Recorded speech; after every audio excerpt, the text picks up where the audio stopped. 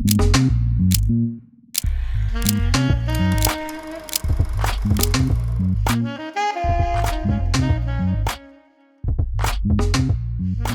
everybody? Back with another episode of the Point Forward podcast. Myself, Andre Iguodala, and my man Evan Turner.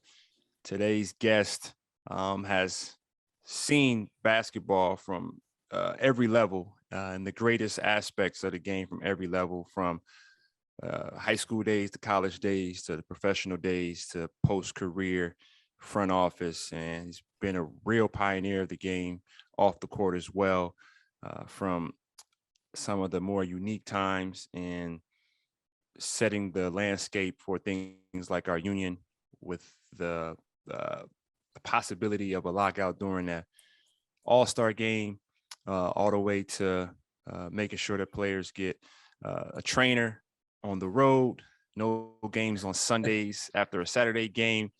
Had a brilliant book he wrote himself, West by West. We know him as the logo, Mr. Jerry West. Jerry, it's good to see you here. Thank you so much for joining us. This is something special to us, and just happy to be talking to you. Well, thank you, Andre. I certainly enjoyed my time with you, and not only what a terrific player you've been, but more importantly, what you've been kind of a pioneer yourself, and the way you conducted yourself and your contribution to a team. A lot of people look at players and they overlook the fact that players who are well-rounded are always going to be the ones who contribute to really great teams. And some people get blown away by numbers. I don't.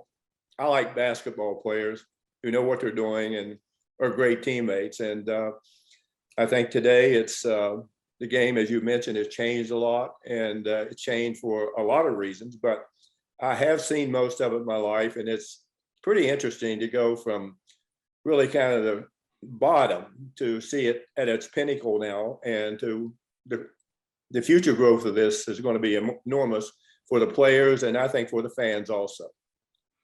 I'll start with, right now, and we'll get back into your playing days, but as Evan and I throughout our first couple episodes have been talking about gatekeeping, and when we say gatekeeping, being the guardrails, making sure the game doesn't veer too far away from the true essence of it. And, with you being, the logo, and you having so much success, being a president of operations or being a GM, what state of the game do you see us being in right now? And if it's good, where can we continue to go? Where can we continue to go? And if things you don't like, how can we keep from straying off in that direction?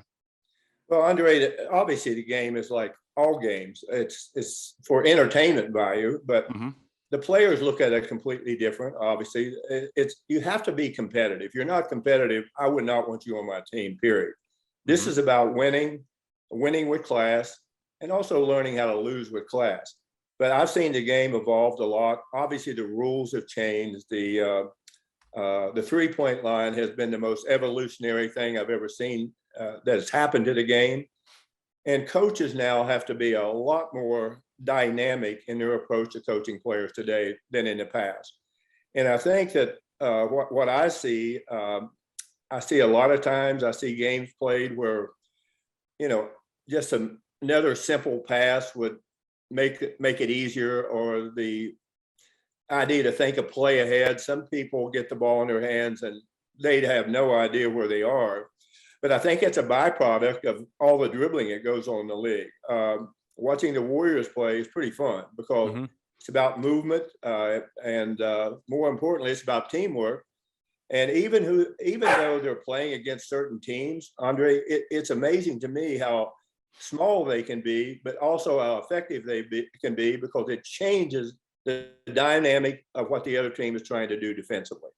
And I think they're a pretty good example today how, even with the rules that we have today, the three-point line, if you're versatile enough, and if you're smart enough, and if you're not selfish, you're going to create a lot of really good shots for your teammates. And to me, it's a lot more fun watching than people playing so much one-on-one basketball. And late in the game, Andre, that's not going to work. It's not going to work unless you have a truly great player. but I think the game is in good hands. I would like to see a lot of things change. And more importantly, I think there's some decisions that need to be made along the way. And I think it encompasses both the players and the league office. And look at the points of the game that, Andre, you've been around a long time, and there's things that I know you don't like about the game. And it is the most beautiful game to be played if you play the right way. And I can tell you, during my career, I hated the way we played. It was either Baylor and West had to score 75 or 80 points a night. And thinking back, if I were a teammate, I wouldn't like that. But again, then the emphasis on the coach is take your best players and see if they can beat the other people. Well, that'll get you a certain way. Right. But when you're playing against teams over 7 games, the people who are really good are still going to have a great impact on the game. But it just makes it so much easier when you do have a system. That system should embody everyone to participate, not just a couple of guys. The other thing I see is the rules have gotten a lot more loose. There's so much walking in the game today, and there's so much carrying the ball. You'll get a guy in the post and he'll take the ball and he'll delay it.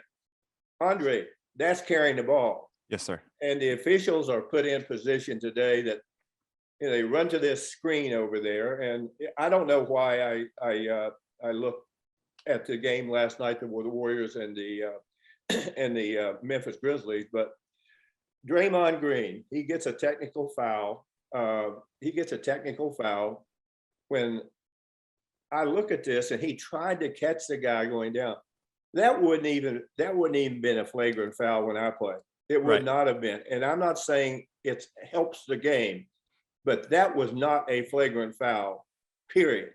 And to see people talk about it and hear the league officials talk about it, and I'm sure they won't like my comments, but common sense tells you, you know what a flagrant foul is, for Christ's sake. I know what a flagrant foul is. And I think every time now, because somebody might turn and get hit in the head or something like that, it's just part of the game, Andre. It is part of the game. And playing the last half of a great game, how many times do they go over there and review something that, to me, that's important? Right. But it shouldn't be every darn play in a game. I would like to see that change, but I would really like to see the game cleaned up from carrying the ball, from looking at the star players who they're great fakers also, Andre. I mean, a lot of these guys have to go to the movie theater. And I like that. Well, they are. I mean, you can look at the same ones, and I'm not going to point these players out. You can look at the same ones in the league, and if I were an official before the game, at one time you could not hook anyone, okay? Now you got players reaching under someone's arm and flopping around. The officials have to understand that this is part of the game.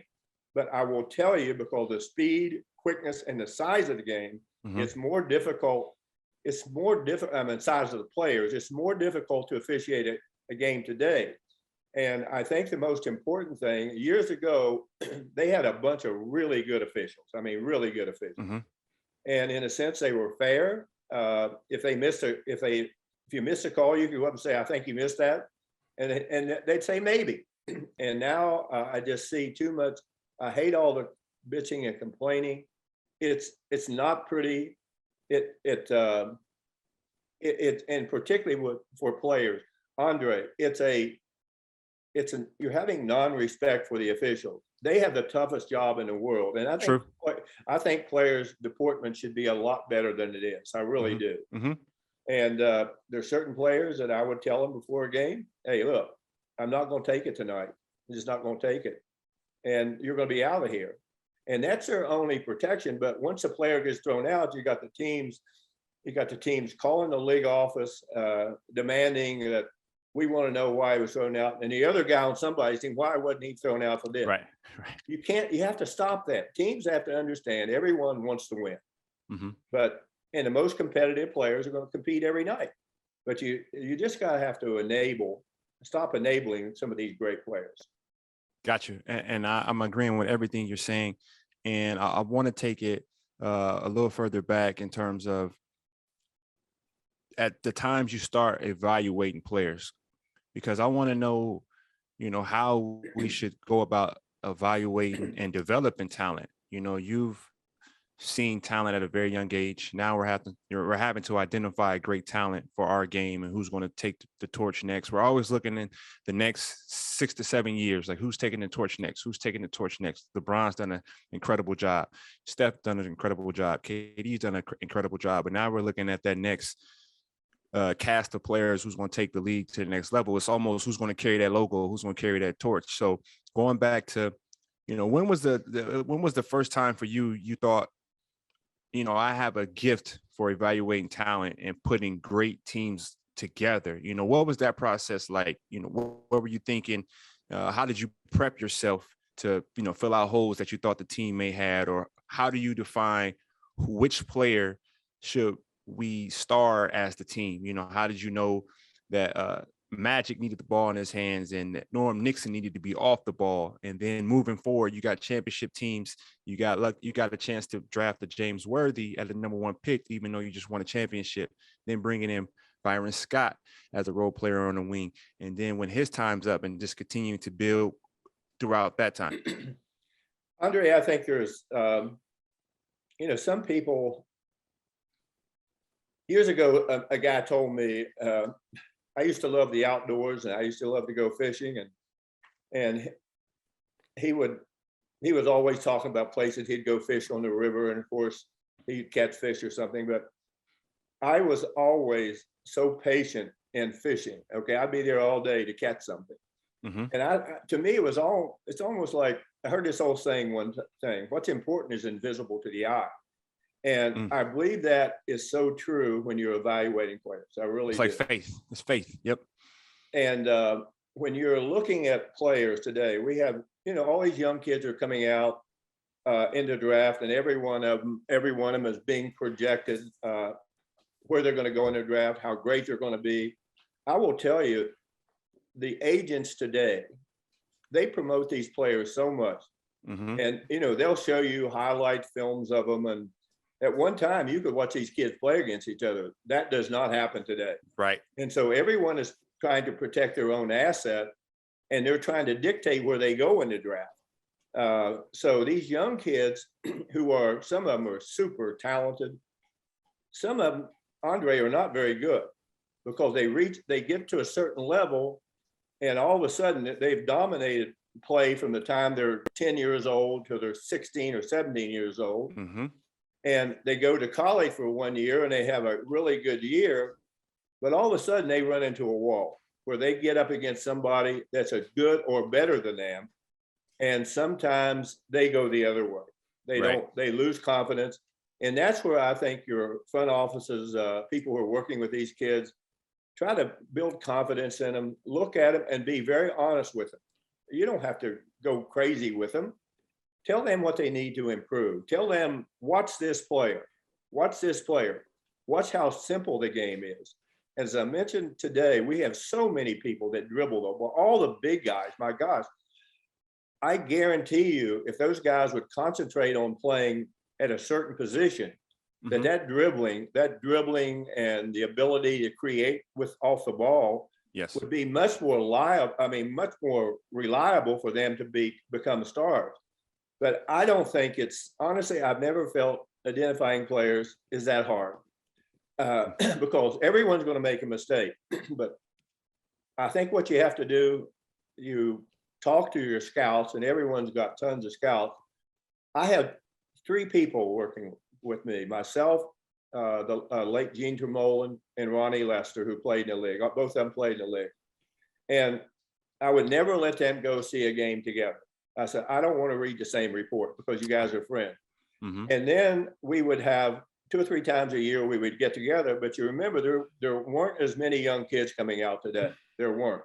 Right. And I'm guessing they get pressure because everyone tells them they're good enough. But if they get in the wrong situation, Andre, some of them they don't really do very well.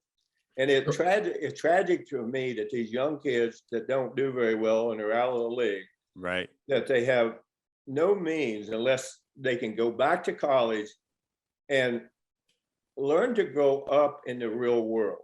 yes, And to me, I look at you, I look at other players I know,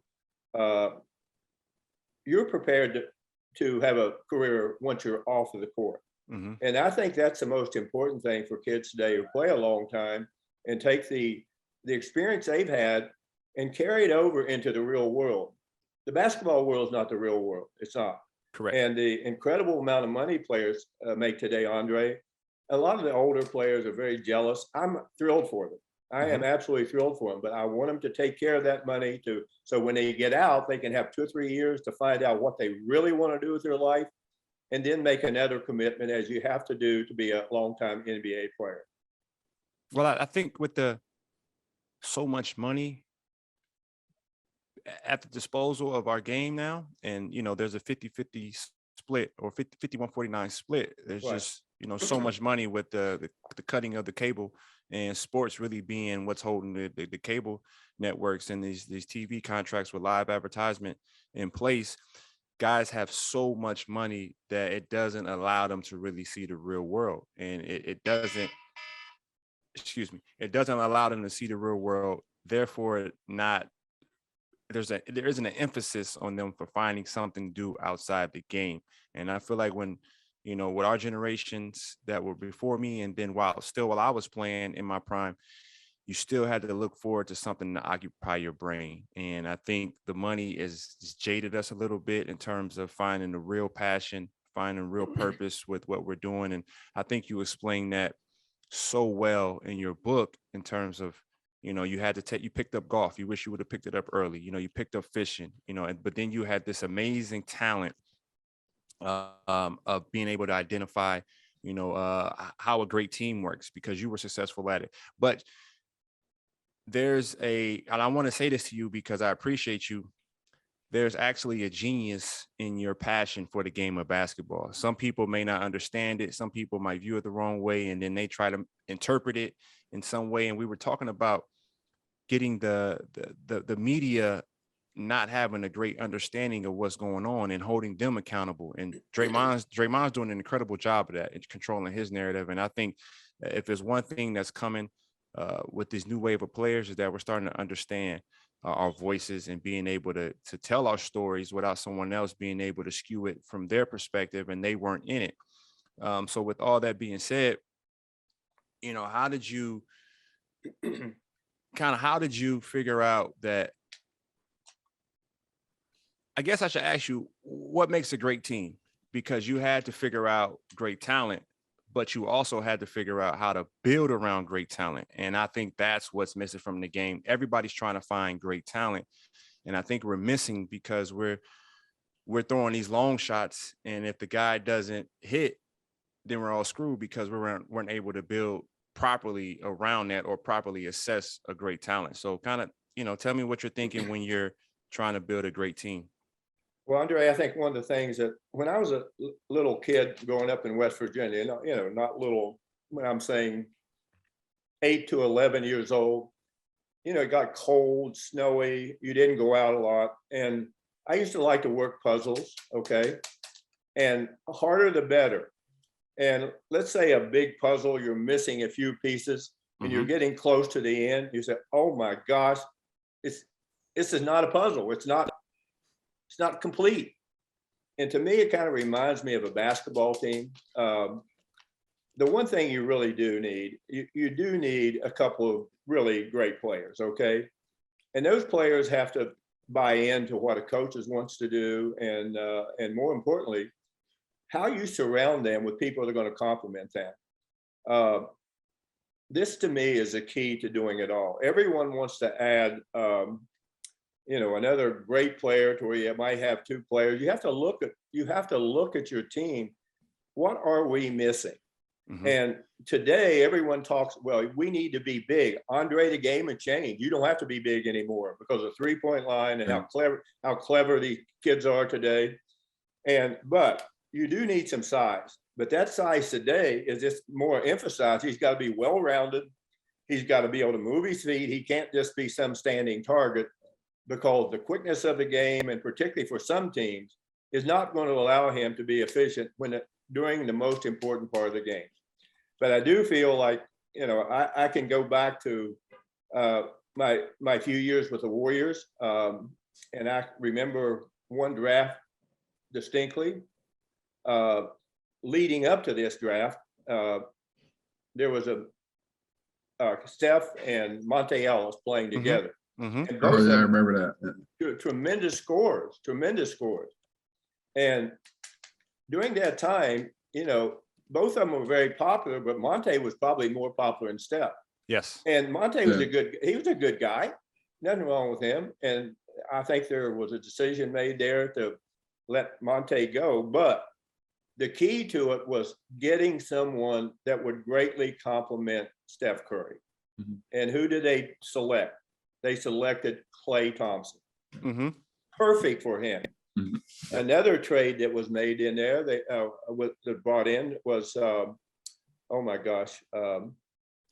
our center from Argentina. I mean, from Beatrice? Yes. Oh, okay. Beatrice, yeah. No, Beatrice. They drafted him. That wasn't going to work. So they made a trade with Milwaukee, for Bogut, Andrew Bogut. Yes, sir. That changed that team completely. More than people know. Yeah. Well, not many people look at it and say it very much, because Bogut had been hurt so much. He had a horrible injury. Yeah, in Milwaukee. Horrible. And he couldn't stay healthy, but he came there. He was a basketball player. He could pass the ball. He could set screen. He could block a shot, and he could rebound. And you put him in there, who was selfless.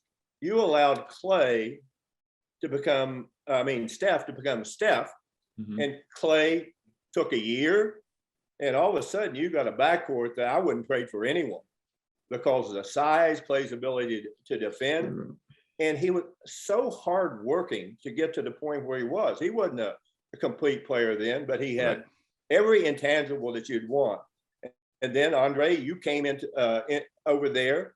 Your presence changed it, okay? Your presence changed.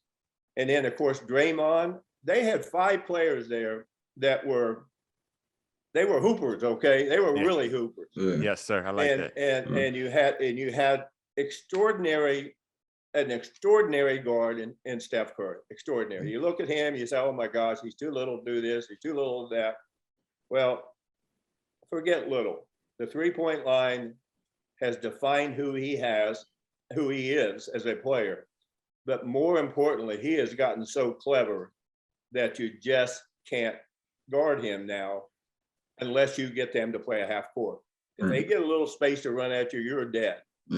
And from there, it just kept growing, and it just kept getting better. And then adding Kevin Durant to that mix, oh my gosh. Yeah, if Kevin would have stayed there, and I wonder, because I loved him as a player, and I really like him as a person also.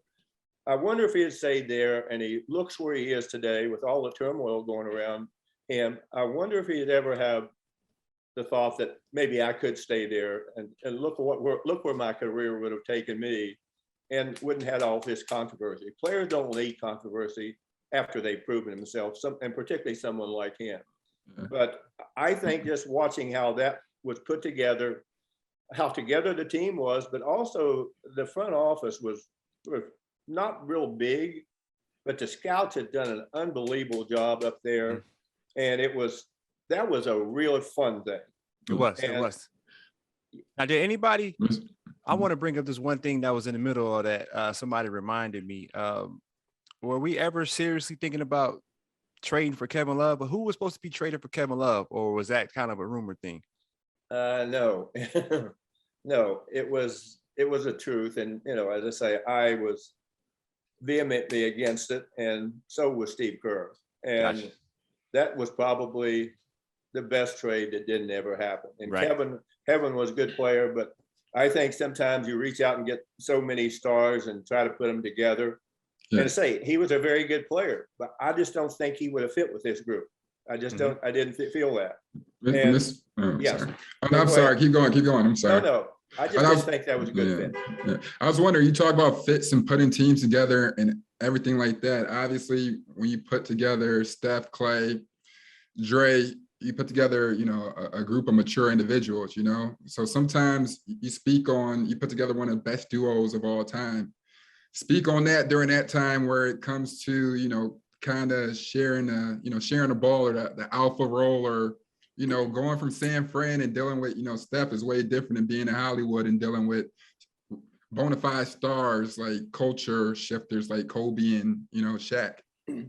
Well, as I say, I played a small part. I don't want you to think I was a person who was responsible. Bob Myers, Joe Lacob and his staff, we had a wonderful staff. But, they would ask you for your opinion and I would give my opinion. And, my opinion matters to me. No one else has to pay any attention to it. But I've watched so many teams just continue to search for talent without any regard. Do they fit with what we have? Right. And sometimes you just see things get thrown together and they don't work. And all you're going to have, you're not going to have peace. The press today is really involved. And today, if somebody makes a trade, it's announced before the other. I mean, I have no idea why, if you're going to trade a player, that it's just, you can't have friends in the media. If you do, they're looking to do their job. Right. And too many people enable them to do their job. And I just don't think it's fair to the franchise that we get on TV and an announcement is made before the trade is even completed. Right. I don't think that's right. And the other thing I think has a huge impact on the day, and particularly I think for younger players, is social media. Mm-hmm. Some of the comments on social media, I mean, I read them, and some of these players are good players, but I wouldn't consider them. Some of them I don't consider all-star players. Right. And social media, kids have to be really careful today with what they say. And everyone who's a basketball fans and, throughout the world, my God, there's so many of them, that I think a balance for kids today, getting drafted at the right place, having a lot of money in their hands for at least 4 years, that's guaranteed if they get drafted in the first round. I think it's important for them to, if I'm someone, I always went to those kids and talked to them about what are you doing with your money. I don't need to know, but I just want to talk to you about the pitfalls of making a lot of money. And a lot of kids wanted to go out and buy their mother a house, okay, or a family house. I think it's wonderful, but don't go out and spend $5 or $6 million doing it. Buy them a very nice house in an area, and as they grow and continue to prosper, buy them a bigger house then. Right. And I think that today, in particularly with a lot of young players, their families are their bond, and you need someone like that to pull for you during your hardest times. You need those kind of people to support you when things are not going well. But some of these kids are extremely talented, and I love to see them come in the league. I think they add a freshness to the league, but they don't let young kids, unless they were the first player in the draft, is always going to get a lot of publicity. Most people don't realize the first pick in the draft has failed basically 3 times. 3 times, the first pick. And so, I don't care how good you are, to think you could whiff on the first pick in the draft. If that would have ever happened to me, I think I would have quit. No, I would have. It's real pressure. It's costly. It's costly for a team.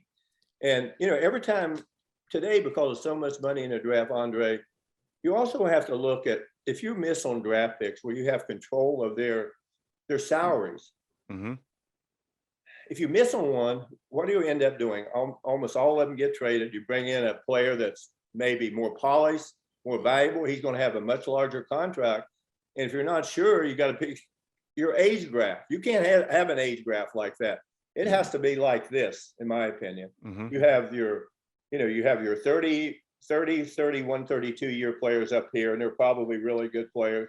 And then it just goes down gradually, this graph. Right. But if it goes like this, if you're being honest with yourself and you're in the front office, you better take a good look at yourself, because you really better start over. So, Mr. West, you said something about being honest. I read in your book, you're talking about they try to call certain front office people like geniuses, but you use the example of the Boston Celtics, where they went 23 years without an NBA championship, and in 2007 they acquired the likes of 3 stars. And right. You're saying every year, sometimes in media, you can't really listen to your philosophies. You can't really listen to the media so much, or what people say, much more than your gut, because there's tons of intangibles that, can say why people are great, right? Absolutely, Evan. I think the one thing that you have to look at and try to be careful as you're going along. Let's say you have the Celtics and, of course, the Lakers their history is just unbelievable. Right. And so there's going to be more pressure on them. And if they don't do well, they're always going to be the Celtics and the Lakers. But the one thing that I would caution anyone who have young teams, and I look at the Memphis Grizzlies today, okay? Oh, yeah. Boy, oh boy, that's probably the most athletic young team I have seen in a long time. They've got competitors. They're fierce. And I look at them, and how can they afford to keep all those players in their roster? So the financial aspect comes into play. Just for you guys, when you're in the league, the financial aspect had to play some importance about what you were trying to do. Save your money, invest in something, get involved with someone that you had a great feeling about. Yep. But for the teams themselves, my goodness, the salary demands are because of great play, and they don't pay. So some players that definitely get overpaid. I mean, a lot overpaid. And I think people are afraid of losing that player. I don't think you should be afraid. I think you should say, "Hey, look, I like that. We have to let him go, and maybe you're able to find a player that can do as much." And also, your age graph changes, and more importantly, it puts more emphasis on your draft pick. You can't keep missing in the draft. Period. Yeah. Or how do you feel about sometimes when certain teams kind of just overload with just young guys? I guess to use the Lakers, for example, when they had Julius Randle, they had D'Angelo Russell. Clarkson was a 2nd-round pick, Brandon Ingram, but it somewhat got top heavy in that sense. Like, what do you think in that sense? Do you think, is it fair for the young players in their careers, or, Well, again, there's where patience is important. Okay. I think if you look at some of those kids and where they're drafted, my goodness, there's a lot of Laker players around the league that have turned out pretty darn good, and they were drafted pretty high. But when you have an opportunity to acquire an incredible player like LeBron James, the cost is going to be a lot. And using them as an example, they've tried their best to put a team around him that would complement him. And they, like all teams, and particularly the Clippers, who I'm involved with, my gosh, I honestly thought we had one of the top 2 or 3 teams in the whole league. But Kawhi Leonard, Paul George, everyone got hurt. And so it wasn't a fair representation of what the Clippers were about. But for the Lakers, the same thing. They had all these injuries, and they just didn't have, I don't know. When I watched them, it was, and people think I don't like the Lakers. Okay, that's not true.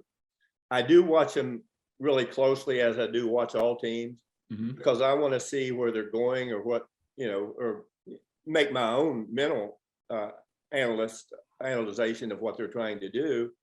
And just a simple change sometimes. Look at the Boston Celtics. Okay, they get a new coach, and they've got one player who's young player, Jason Tatum. He is a nightmare to guard because of his size. He can shoot the ball, but when he dribbles it, he goes somewhere. And he gets away from people. And an underrated defender as well. Very underrated defender. Yes, he is. He is. And you look at him, what's he, 22 years old? 24. 24? I say to myself, my goodness.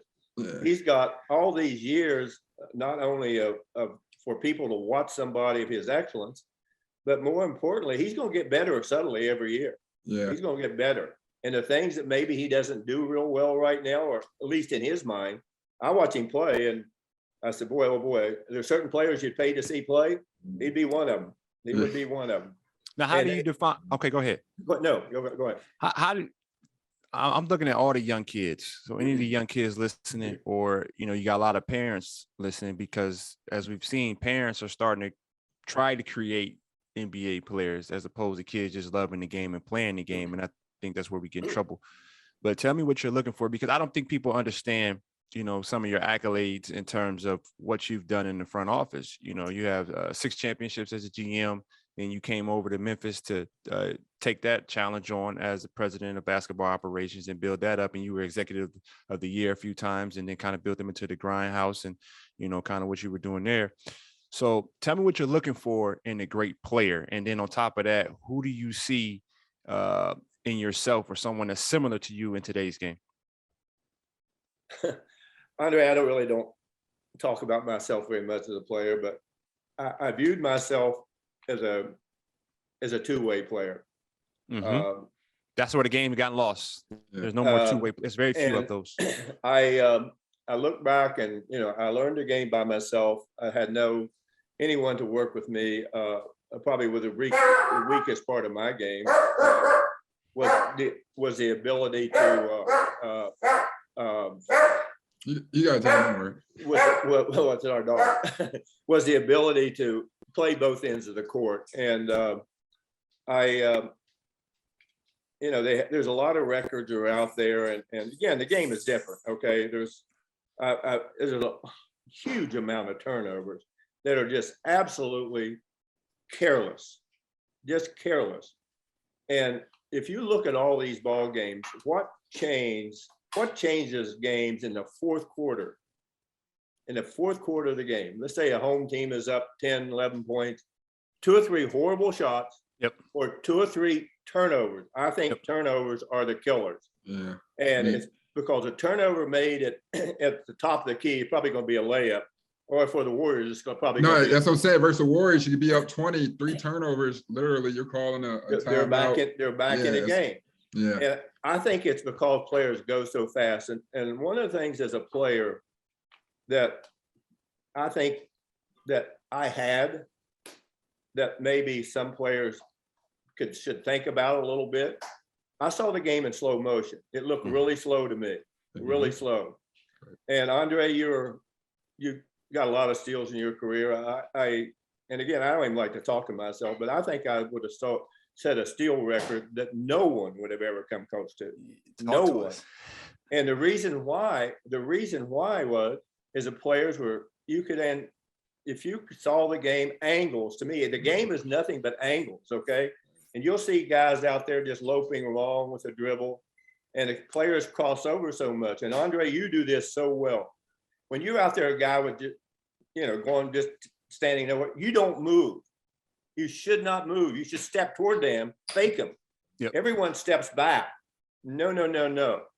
And these kids are so good and so quick and powerful. And the way they finish around the basket to me is where I have seen a major change in the game. How versatile players are, ambidextrous they are. I didn't even know I had a left hand, but I could. People used to play me right, and I'd go left and make a layup.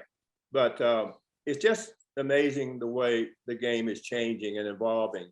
And I think the more the coaches we see, these young coaches have control of the game.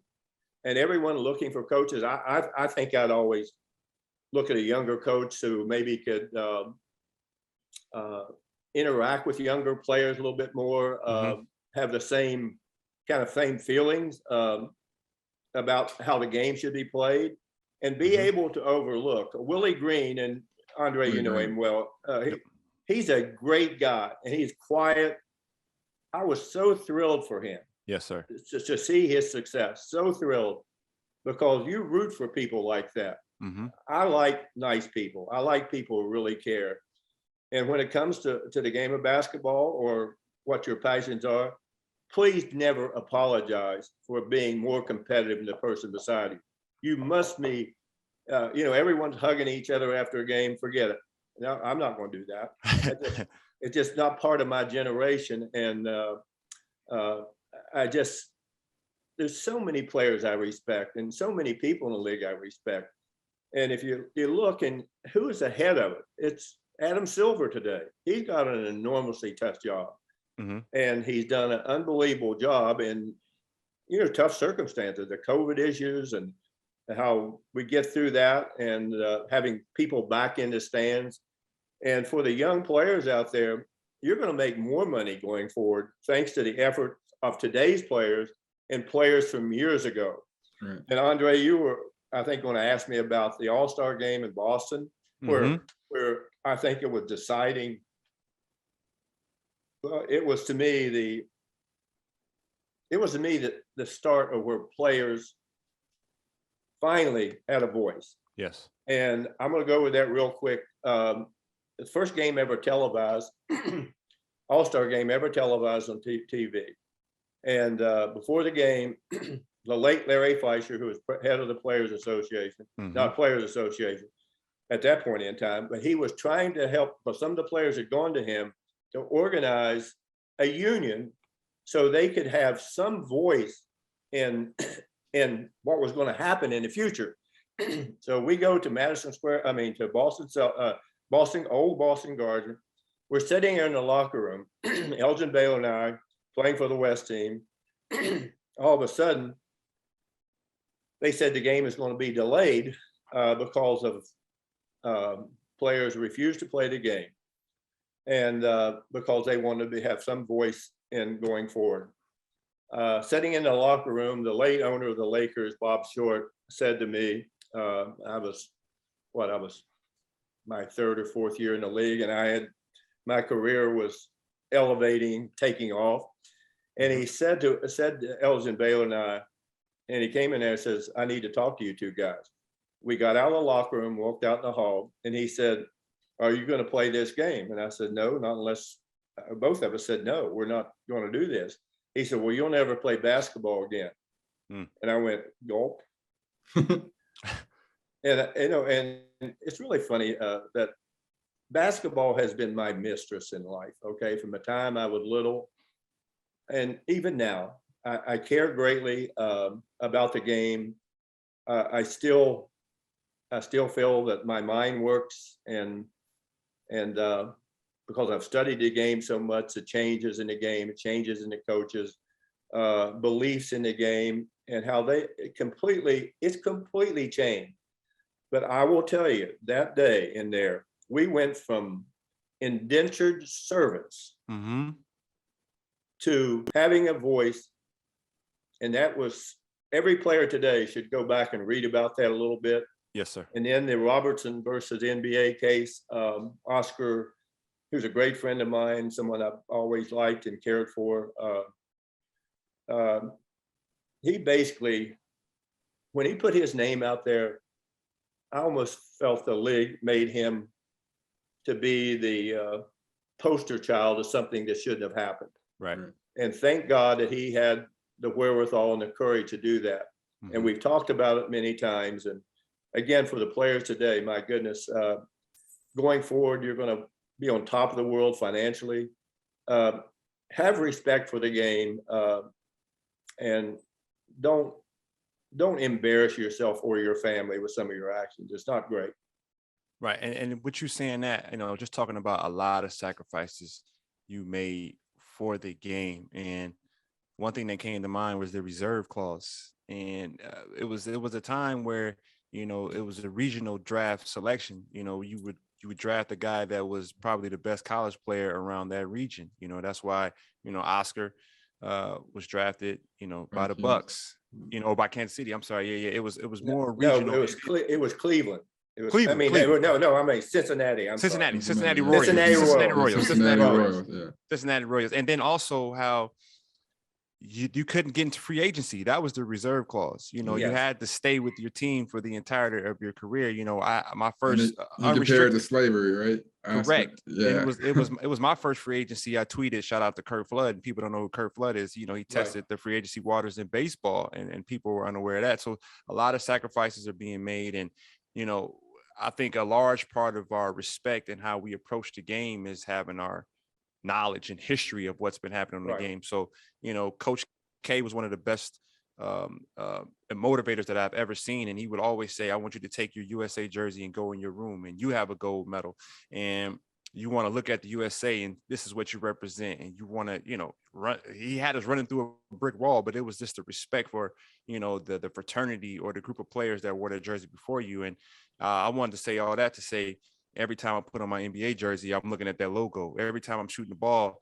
I'm looking at that logo in the corner of the basket. You know, when guys miss a bad shot, we always say, duck, Jerry. Like, don't hit Jerry. You know, don't hit Jerry way over there.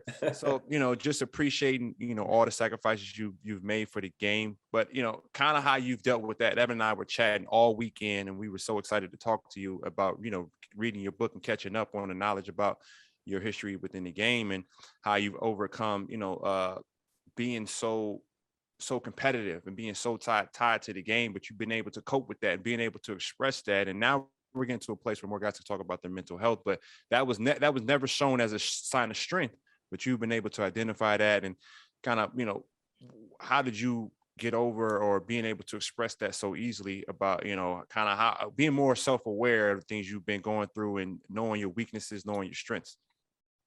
Well, Andre, I was my worst critic. Okay. I don't care. I mean, every game, I think I played one game one night. I missed one shot. I think it was a free throw. I think I scored 42 points, 14 rebounds, 12 assists or something like that. And I think I missed one shot in the game. And I looked at it and I said, how can I miss a free throw? It's like watching Clay miss two, what Steph missed a few here lately. But I think I was such a harsh critic of myself that I never was at peace with myself. Way too much of a perfectionist. I like perfection. And I'll tell you why I like, because when I was a kid, I used to, and I use this a lot if I'm talking to kids. I said, I always wanted to get to the top of the mountain. So in West Virginia, where I grew up, these big high mountains, you'd get up on the top and you look and say, oh my gosh, if you can see something that you couldn't see before, what if I climbed up the other mountain? Go over there and see it and something completely different. If you're really competitive, you better look over your shoulder. So somebody's creeping up that hill right behind you. And that's why I think it takes an incredible amount of mental strength to play this game. You know, everyone talks about, all they talk about is money. All they talk about is money. Yes. And a lot of people who have not played the game, to hear them be critical of the players today, look, let's face it, there's average players and there's great players, but all of them are good players. They wouldn't play in the NBA. There's 440, 450? Yep. But you think today, these are not all American kids. We're having kids from everywhere come play basketball here. And up in Canada, my gosh, they must have some developmental league up there. There's kids up there all over the place. From Australia. Yes. So this is not a game, and obviously Europe, because of all the big kids over there. But this game is a worldwide game. And I think to address some of these things, sometimes I wish parents would encourage their kids, but not beat them up emotionally and mentally over it, because some of them will get to the point where they won't want to play anymore. Right. And you know, I was watching on TV, and it's all in good fun, but watching, oh my gosh, the two fathers who have been in recent games. John Morant and Carl Anthony Towns fathers. Right. Yeah. Well, I would tell you, I don't think that's a story. I don't. No. If they want to take them aside, why should they be the focus of the games? Their sons, why should they be shown all over the place? I don't think, and it's not a criticism of them. They're proud of their kids and everything. I just don't think it's important. I really don't. And Oh, I'm sorry, Jerry, for cutting you off. No. But when you break that down as well, I don't think it's as important, but it needs to be seen because a lot of times as Black fathers, we just start getting added to the narrative. Or you even look at somebody like LeVar Ball. I read your book, whatever. You would have loved to have a father like LeVar Ball to a certain extent, right? Besides him making all the. Oh yes, yeah. You understand? I'm not. No, I don't. I'm not. I'm not being critical. Oh no, of course not. No, I dig you. I was just saying it in general. Sometimes just to even see it is beautiful because the narrative amongst that is not always positive. You know what I'm saying? Right. Well, I completely understand, but I'm saying. I'm saying that if they're going to make this, they should do like a sit down interview with the kids and their fathers, and obviously anyone would who is, I didn't want my father to come to a game. No way. No, I didn't want him to come to a game. But again, that's a difference. I think it's a difference in where kids are growing up with love and affection, and not a lot of personal battles with their family. And I did have, but I still think the focus should be on basketball and make those side stories. Okay. And in no way would I be critical. Okay. LeVar Ball, everyone was criticizing him. I knew exactly how proud he was of his kids, but to me, it would put additional pressure on those kids. And two of them have been terrific players. And one of them is going to be, looks like to me is going to be a big star in this league. So I think you have to look at the backgrounds of where the kids come from. They have to, we all need support, but when you grow up without support, that's when it's not fun. I will tell you. And I can test to that from that firsthand. I did not want my father to come see me play, period. I didn't want him, I did not want him to even be there. It was awkward time for me, and sometimes it still is awkward, to be honest with you. But I've always felt that this game is bigger than everybody. Right. It's for if you look at this league, I mean, my gosh, our athletes today are incredible. I've always said the NBA has the best athletes, period, not close. And you watch some of them, you watch Ja and some of the things he does. Oh my gosh, it's like, where'd this come from? Right. But where'd this come from? I don't think I've seen a player like him for a while. I really don't. I mean, athletic like him. But as I say, to me, the game has always had a reverence in my heart. It's about the players. And one thing that I've said so many times in my life, I had two owners that told me two lies, about a contract. We had no agents in it. And it was hard for me to find out afterwards that they weren't honest with me about what I should be making as a player. It was very, very difficult because I gave my heart and soul to this team and I cared about it. But I will tell you, to me, everyone tells you play for the Warriors and you've had great success there, but I think you play for the fans myself. And I always felt that maybe because we got teased so much because we couldn't win, we get to the finals and lose. I always felt that I had to do something for our fans, something that was really, really, really drove me. And I don't know if you guys ever, Andre, you're getting to a point in your life where I don't expect we'll see you around much longer. Correct. I think that it's really awkward because you've prepared yourself and you put yourself in a position, you know what you want to do with your life. When I was finished playing basketball, we made no money at all, none. I was the second player taking a draft. I didn't even know it till the next day. And it shows you a sign of time. I think the most, I don't even know if I made $1 million in my career. And I made every all-star team, I think all-pro team, 10 or 11 years. Yep. We knew there was no money in the game. And that's why I'm so thrilled for these kids today. I really am. And for their parents who take such interest. But as I say, I do think that the focus of the game should be the joy that the players bring and also to the city. And if you look, Memphis at one time was the most racist city ever. How they're embracing these players there today. Yes, that's it big. is. That's big. It's a feel-good story. It's a feel-good story, and that shows you what the NBA has done. It's just been an amazing job.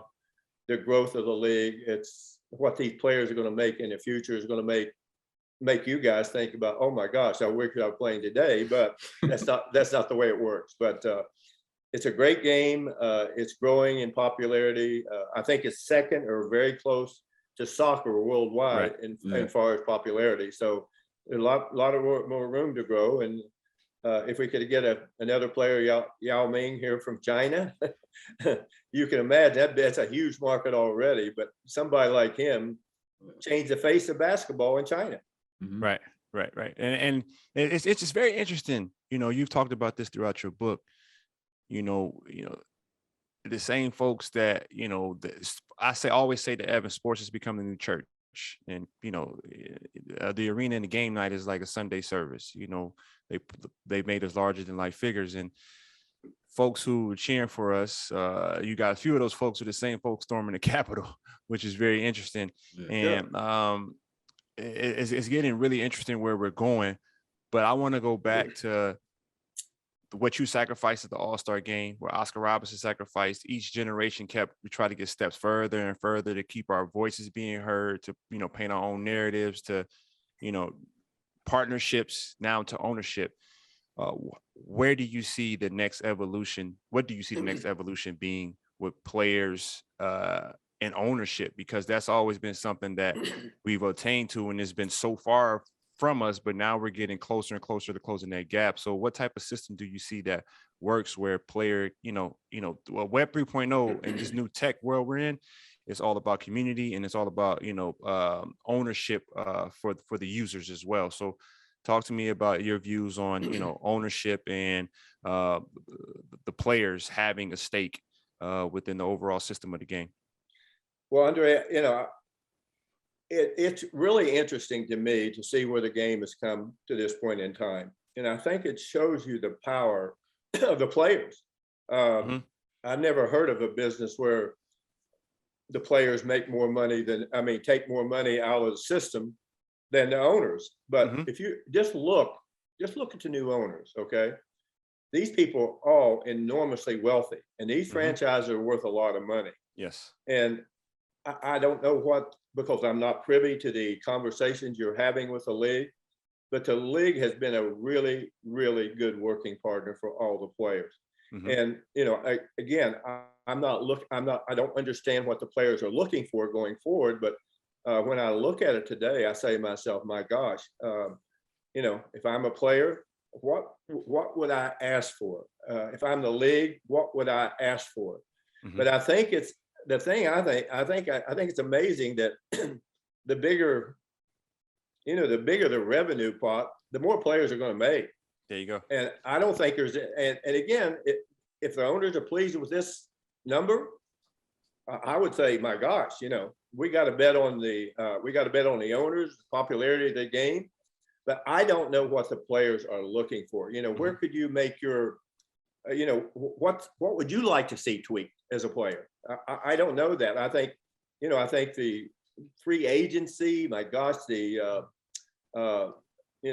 someone just says no, if somebody's asking for the fourth year of a contract, and they say, team exercises his option or doesn't exercise his option, I don't know how that quite works, but I would be very interested when I was a player, and particularly with somebody who wanted me. But here's the danger, Andre, I think, for the league, these small market teams, okay? They've had tough time competing for championships or getting there. Only San Antonio has done that. And of course, you look at two players, big guys, and then Manu Ginobili, who doesn't get very much credit, one of the best players I've ever seen. Look what they succeeded for a number of years, and all of a sudden that's gone, and now they're trying to rebuild. But do you think of all these small market franchises as, when Anthony Davis left New Orleans, okay? Yes. If you're the fan base, what are you saying to yourself? We can't get free agents. Right. Our top players leave. Yeah, nobody's coming. We have to wait till we get the lottery ball again, get the number one pick again. But you went to go get Shaq. in LA. Well, that was, Andre, that was a product of their mistake in Orlando. They only offered him a 1-year deal. That's true. So, and then they took the poll, right? They took the vote, right? Well, and what happens is that only a few players, there's a lot of great players, okay? What would you rather have in a player? A great player that had no personality, or one who, when he got out there, you're going to pay to see him play? So I call those kind of players superstars. They draw fans. Yeah. And that's the one element you have to look at if you're signing a player who's an extraordinary player. These ones, you imagine if Steph Curry said, I don't want to be in Golden State. They're all the great players, and hopefully the league understands I'm only giving examples here. Right. But if these young players want to move, there's nothing you can do about it. There's nothing you can do about it. And there's one reason why these great players, it would be interesting to track LeBron's going from Cleveland to Miami to Los Angeles and see how much money he's generated. Yes. For the cities and for the franchise. And then once he's gone, it's not like starting over, but certainly a gigantic shock to your system because of his drawing power, his unique personality, but more importantly, his play. So those players who put fannies in the seats are so valuable. Mm-hmm. And if you look around the league, if I was a small market team and I was an owner and I had that to happen, I'd probably say to myself, I don't want to own a franchise. And so if they would change the rules, like baseball has a rule, I think if you lose a player, I'm not exactly sure, but there's a penalty for taking those kind of players. And there's no penalty now. And but you still can't make up for it. And a Shaquille O'Neal, a Kobe Bryant, a Bill Russell, my gosh, Kevin Durant, all these really great players who people want to see play are invaluable because of the business they bring to an arena. And few people, they don't talk about that. The damage it's done to some of these small market teams is enormous. Now you mentioned this much earlier, but I gotta touch on this because I've been involved in a few of my comments being misconstrued or misquoted when it's put out, or a narrative comes along and it just sticks for some reason. I'm in Memphis and there's a narrative here that, it's just stuck and it never came from me. But I have to, where does the narrative come from that, there's a bitterness with the Lakers? And from everything that I've seen, you gave a lot to that organization, and then what you saw in the young Kobe Bryant that no one else saw, that you were able to manifest, and the Lakers directly benefited from that. But where do you think where do you think some of these narratives come from and how they just stick around for so long? Well, Andre, I'm not really sure. Those are the happiest days of my life spent with the Lakers. And I'm not sure, at least on my part, I still root for the Lakers, regardless of what people think. But I root for every team. I want to see every team have a great team. And it's such a difficult, I spent all of my years there with the Lakers as a player. At one time, I wanted to be traded because I wanted to be paid, and they would not. And so I ended my career there. I worked there for, oh my gosh, how many years of my life, and had some incredible memories from that time there. Great relationship with people. My relationship with Jerry Buss was really special, but I can't control what they feel. I don't know how they feel, but as I say, whatever it is, and I'm fine either way. I owe my life to my years with the Lakers. That's for sure. I mean, my gosh, coming in from West Virginia and not knowing anything about anything, shy, quiet, backwards. I grew up here in Los Angeles, and I grew up in a competitive world. And Andre, I think the only thing that matters for anyone, I don't care what your age are, don't sit down in a chair, a rocking chair, and not do anything. You need to be active. You need to keep your brain active. Yep. And I think that's one of the things I read to learn, Andre. Yes. And I heard you read 2 books a week. I was very impressed by that. Sometimes at least 3. But I take different tacks. And Andre, when I played, I never had a white roommate. I only had black roommates to my choosing. And I felt I had so much more in common with them, because of the way we grew up and everything. And I came to, I learned more. We used to play cards all the time, but we'd have, serious conversations. Sometimes it'd be 4 or 5 guys in there and I'd be the only white guy there. And I just had this bond with them that was so special. And one of them in particular used to tell me when I was a rookie and I wasn't starting and I felt I should start, but that's neither here nor there. He used to tell me all the time, you're going to be one of the greatest basketball players ever played. And his name was Ray Felix. And then Elgin Baylor, I loved him like a brother. But I have read so many books on Black history, inspirational leaders. I read serious books. I don't read for pleasure all the time. And again, I wish I had, during my collegiate days, I wish I'd paid attention to learning more. But honestly, I wasn't even prepared to be a student. And I felt I shouldn't even been there because it wasn't something that, being away from small little place, and all of a sudden the school was like 10,500 when I went there, and now it's huge today. But as I say, I was very quiet and I just listened. And sometimes you don't learn that way unless you open your mouth. And, well, Evan, what you say about what we go to college for? What we didn't go to college for? Evan has a saying. It's funny. We didn't go to graduate. You said we didn't come to school to learn. What's your... No. A football player said we didn't come to school to learn. We came to school to football or something like that, right? Right. Yeah. Well, I did. It wasn't that. Andre, I was embarrassed to even go to classes. I really was.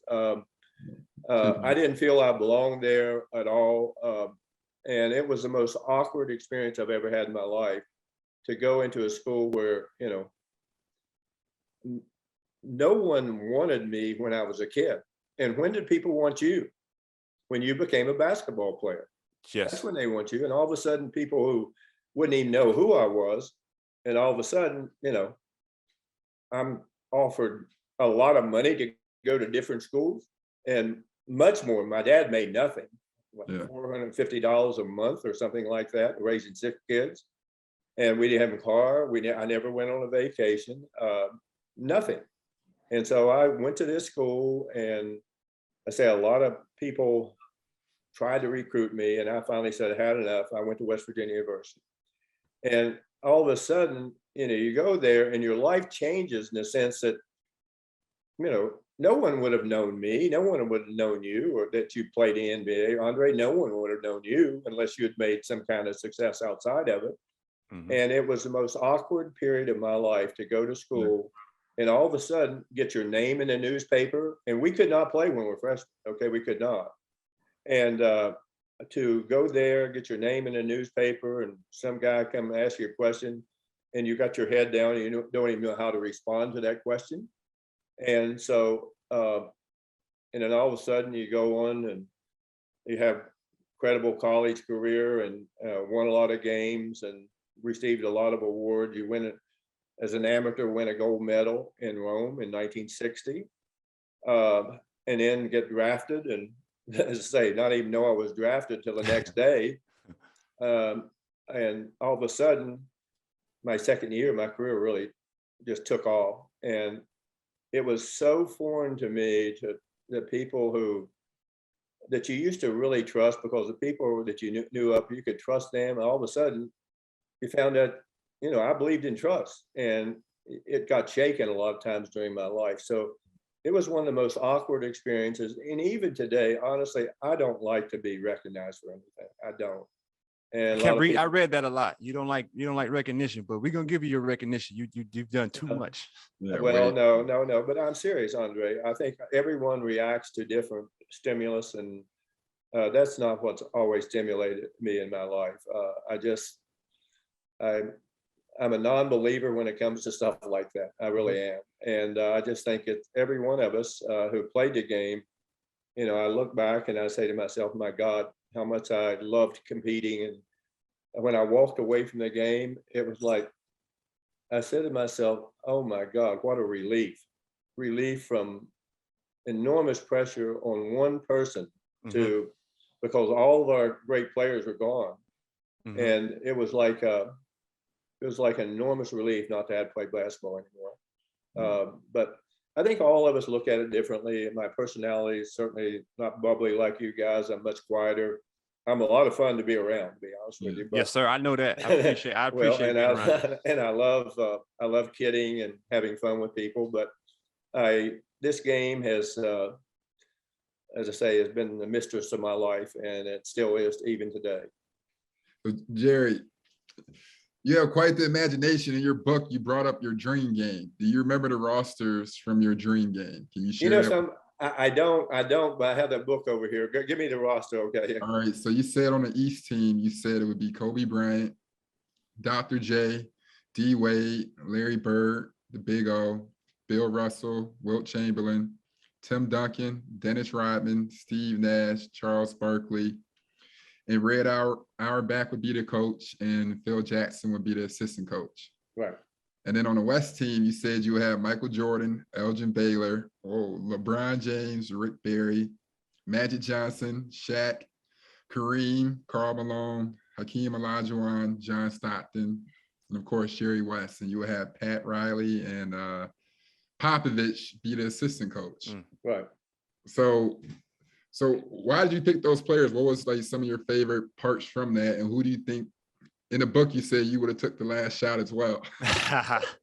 Mr. Clutch. Well, I look at it and I think the West team, if you look at it, most of the players are comprised of all-around players, okay? Yes. Selfless teammates. Really wasn't anyone there that I don't think would have been fun to play with. And I try to look at a different perspective than most people. I think the ultimate team game is basketball. Hockey is close to it, but there's many more players. Right. Football is football. You got a defensive team and an offensive team. Baseball it's individualistic. But because 5 people have to be out there thinking alike, defending alike, and just some people you play with, you throw the ball and you know they're there. You don't even have to look, you know they're there. Yes, sir. And I think we all know what that's like. And Andre, I'm sure you've been like that with a few players. But I think that's what makes the game, to me, so interesting is everyone's view. I would put a lot of scores on one team, and I'd put what I considered a little bit better all-around team. I like that. And it's almost like I got this thought in my mind. It just came up. There was a game. And I was talking to Johnny about it, Johnny West, and he saw what I saw. I was on a break. It was against the Washington Wizards, and I got a steal. It was a home game. It was at Oracle. And I go up and I look behind me. I'm by myself. I look behind me and I see John Wall, who's a great chase down. Right. I've gotten a lot of flack about a chase down block, players making great plays. So I see John Wall chasing me down, but in the rear view behind him, I see Steph kind of trailing the play just a little bit at a slower pace. So John catches me because he's so fast. Right. I probably could have finished it and dunked it, but I go up and I just whip it behind myself to like the right wing. And we're going to fly in this clip. And Steph just walked into the 3 and made it. I didn't see him. I saw him. He was on the other end, but then I take a few dribbles. And I throw the ball, and Johnny and I have a great conversation because after the game, he said, "Did you mean to throw it because you weren't looking?" And I said, I knew he should have been there. And he was having an argument with someone in the front office, and they thought that I just tossed the ball and I got lucky. But you just have a certain feel for the game. So I definitely understand what you're meaning. You've given us a lot of your time, and I really appreciate it. We don't want to take too much more of your time. I know you're chasing more rings and championships, so best of luck to you. much success to you and the family. Appreciate Karen for giving us, wouldn't have been possible without her. Yes. So thank Karen so much for letting us get you on, and thank my man Johnny West, who's like a brother to me. I was at his wedding. Yeah. So, you're like family to me, and I appreciate everything that you've done for me throughout my career and helping us get championships with the Warriors. And, we just want to give you your flowers, as we say in our culture. And we appreciate everything you've done for us throughout your history, while you were playing, after you're playing, and, long after you're done, that logo, who knows? It may never ever change, and we know who that is, and you represent what a prototypical basketball player should look like, and we can't veer too far from that. So thank you so much. Well, thank you guys, and again, I think conversations like this with other people in the game, and particularly people from different eras who have seen the change in the game and who appreciate the change in the game and appreciate what greatness really is. But more importantly, I think, when you play on teams, when you win, there's nothing like it. And there's a lot of players in their careers, they played on terrible teams. I think sometimes that there's more great stories for teams, for kids and players who've played on bad teams and good teams. And I don't know why writers don't explore that more. I just think it's how they go out there and compete every night like you guys do, or that I would. And the stories are fascinating, and how they somewhere find the energy to go out and be able to play this game every night. But I think that would be a great story. But anyway, you guys, great. Wish you well. And Evan, good luck to you. And Andre, of course, I'll be hearing more about you since I've got firsthand knowledge of you. Okay. Yes, sir. Well, hopefully I'll be seeing you soon. Okay, great. I got to get back on the golf course with you. Okay, you got it. You take care. You too.